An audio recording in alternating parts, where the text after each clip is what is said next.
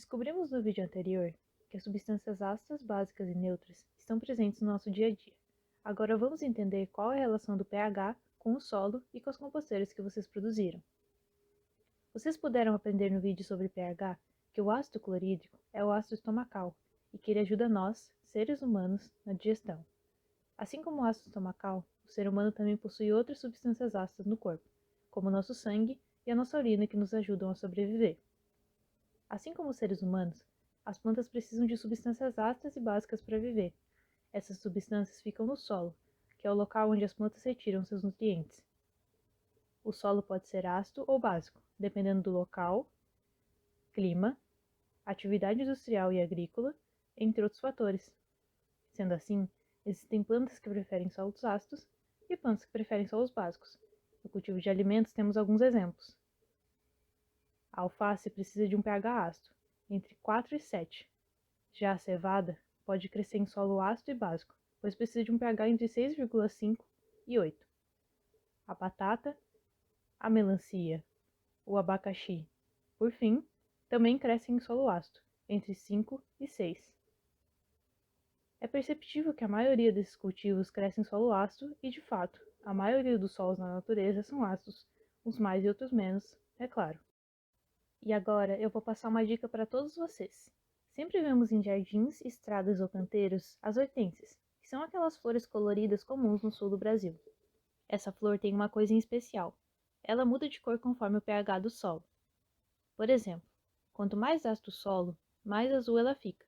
Conforme o pH vai aumentando, ela fica roxa ou lilás, e no solo mais básico, chega a tonalidades mais rosadas e até branca. Mas como podemos mudar o pH do solo? Solos muito ácidos ou muito básicos podem ser inférteis. Assim, é necessário em alguns casos corrigir o pH do solo. Um dos métodos mais comuns para corrigir o solo ácido, por exemplo, é a calagem, que é o uso de calcário no solo. O calcário é básico e ajuda na fertilidade do solo. Os solos básicos, por sua vez, podem ser corrigidos com matéria orgânica. Sim, aquele mesmo resíduo orgânico que colocamos nas composteiras.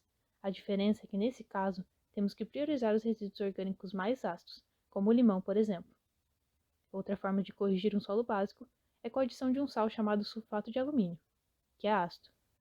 Agora, falando das composteiras, nos perguntamos: qual deve ser o pH de uma composteira?